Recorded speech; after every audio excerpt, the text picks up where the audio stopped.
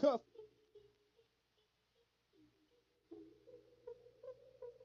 Come catch these waves.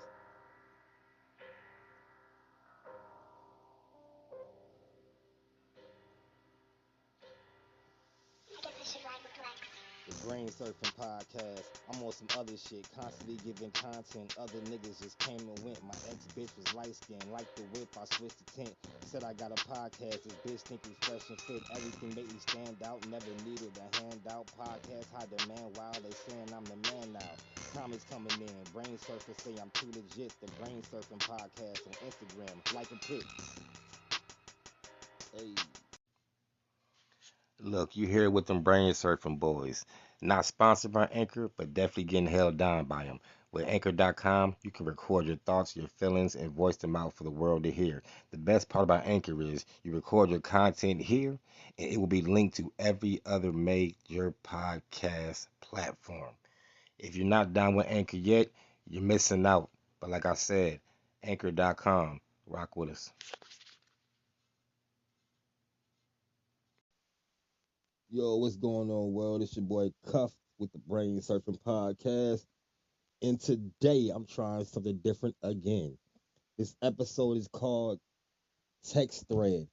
The reason being is since I started my podcast, I get a lot of questions from people, whether it's like just getting my perspective on certain situations they've been through or stuff their friends have been through, whatever it may be. Not all dating type stuff or through marriage. It could also be like family issues, so forth and so on. And my plan was to do an episode about, women choosing certain types of men, and then when they get a certain outcome, acting like they were surprised and had no clue that that was going to happen, right? Now, men do the same thing, but I feel like women complain about it more.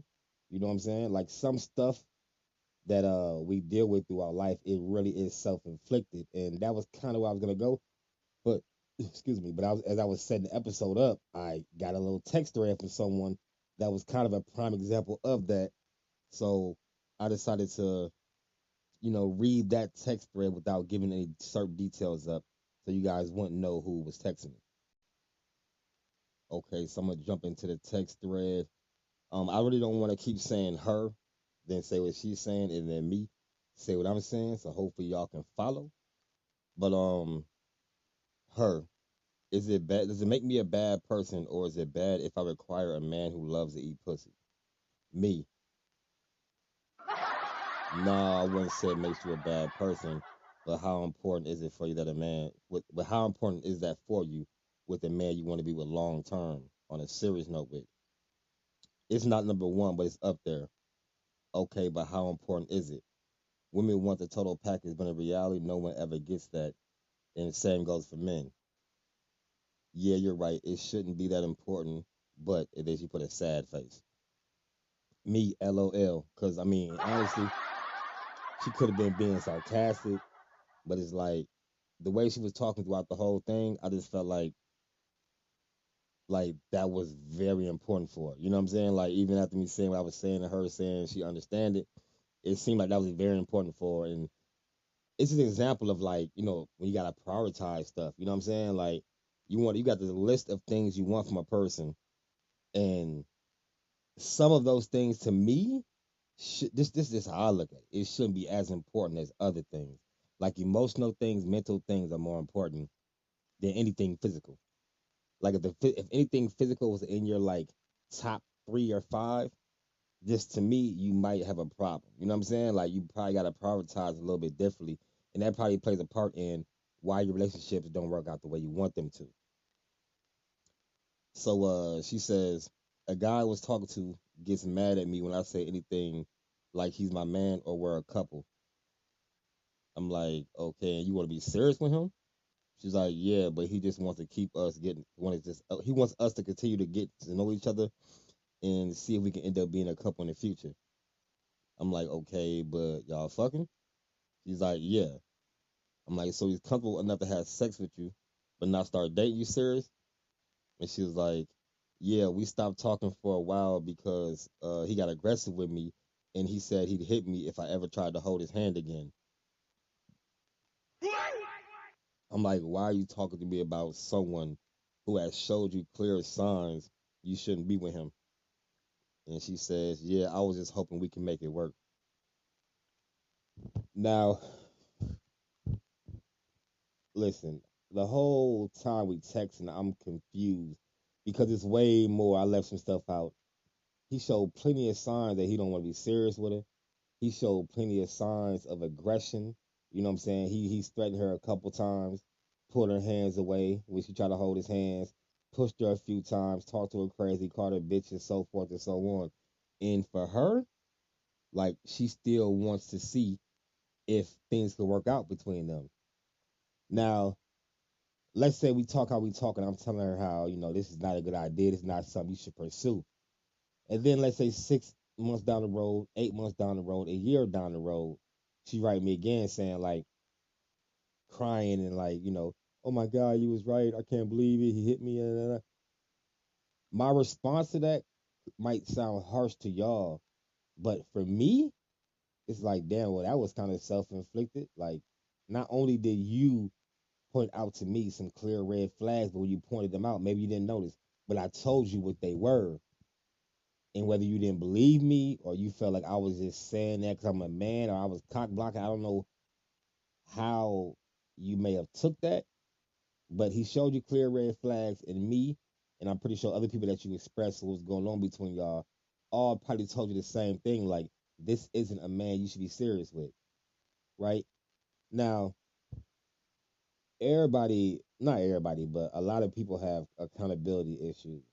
And I just feel like if a person is doing something, they repeatedly doing the same thing over and over, it's something you can't see yourself dealing with for a long term. Like if your plan is to be married to the person you're with or be with them forever, and it's things about them you can't, it's just like you just cannot deal with for the rest of your life.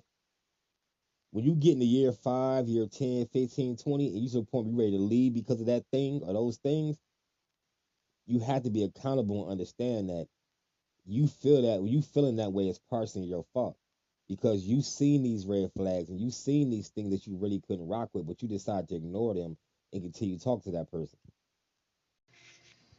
Like, share, comment the BrainSurfin podcast on all podcast listening platforms, including YouTube. Come catch these waves. Listen, we all make those types of mistakes, so I'm not putting it on anyone else. Like I haven't done it myself. You know what I'm saying? Like I married a person who, in my head, I knew it would not work, and I still did it. That is dumb as hell. You know what I'm saying? But I can be accountable and admit that. Like I was dumb as hell for that. And if she were to pursue this man and things happen in the future, whether it's him beating her up, whether he, the worst case, him killing her, it's like I can only feel for her so much when she was introduced to this side of him early on. You know what I'm saying? It was a continuous thing. You know what I'm saying? Whenever she spoke on a certain thing that she knew he wasn't trying to entertain, he got aggressive. So he seems to be an aggressive person. So if that aggression gets worse as time goes on, in the worst case scenario happens, like, shouldn't she be accountable? Like, shouldn't, I mean, obviously she wouldn't be here to talk about it. You know what I'm saying?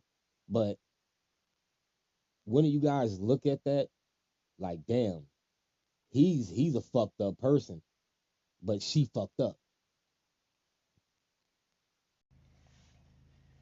So with that being said, I would like to move on to something a little bit different that I didn't exactly plan on speaking on throughout this episode, but since it's only like 10 minutes long, I'm gonna throw a little bit more out there for y'all. Um, these are some questions and stuff that people wanted me to go over, or things I've heard on social media or so forth and so on that I found interesting. So like, I remember I dated. Well, I was in the process of dating this white female, this white woman, and after just hanging out a few times, we went on one date, and then after that, she ran a background check on me.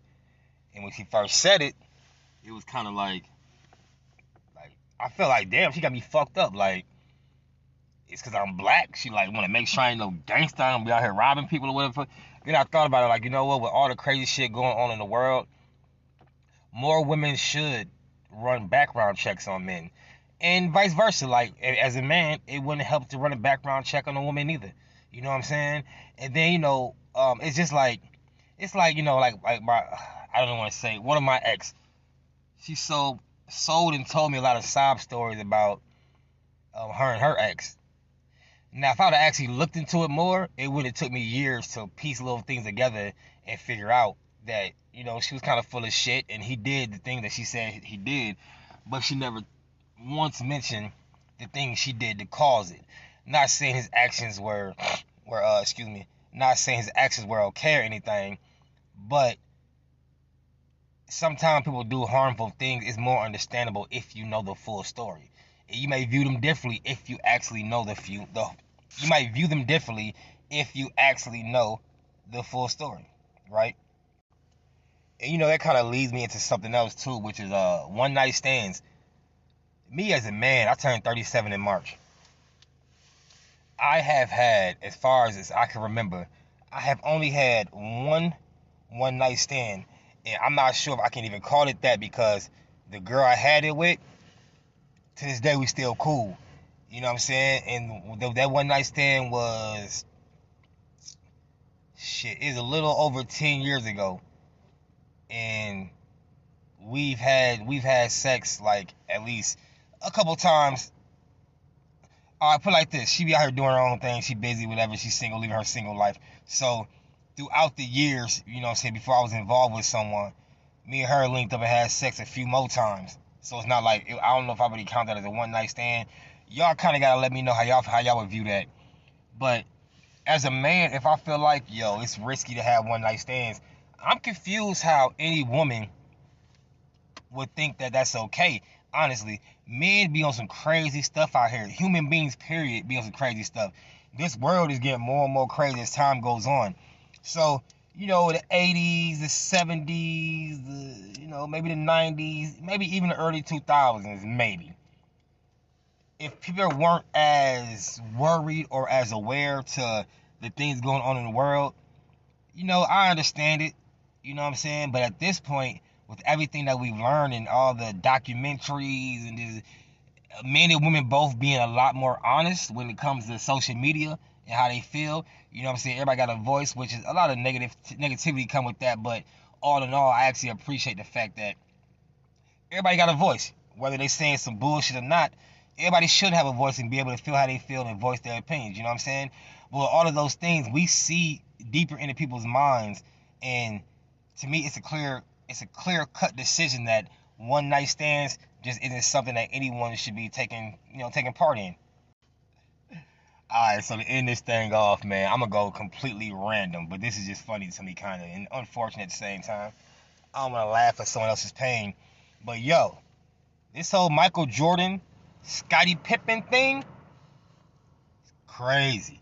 So now Marcus Jordan, which is Scottie Pippen's, which is Michael Jordan, Marcus Jordan, which is oh my Lord Jesus, Marcus Jordan, who is Michael Jordan's oldest son, is now dating Laura Pippen, who is Scottie Pippen's ex-wife. Now Jordan and Pippen obviously got some issues, like for real.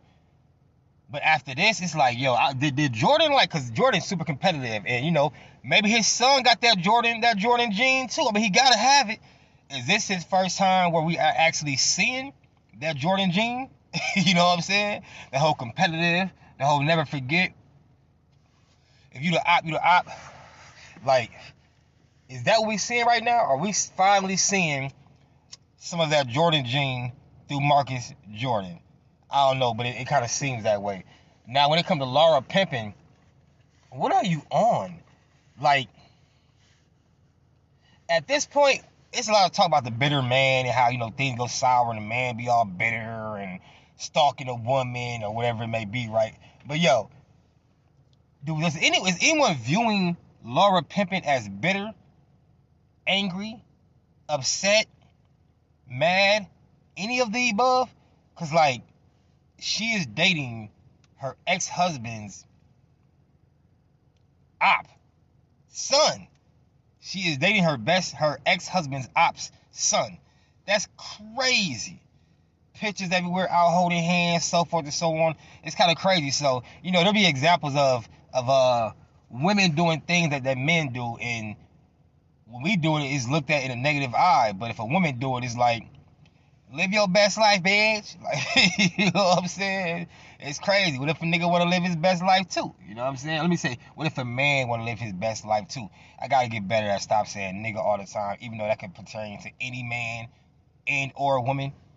You know. Now another thing came up too. This is off the top of my head, so if I mess up a little bit, you gotta excuse me. When Kanye West bought the crib across the street from Kanye, women was going crazy on social media. I'm curious, do women know that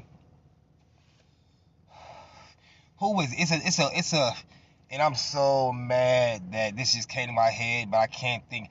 There is a woman right now. Oh, Tom Brady's wife. There we go. Excuse me, y'all. Tom Brady's wife is reported that she just bought the crib across from Tom Brady. But I ain't see no women like, oh, she going crazy, she stalking, none of that.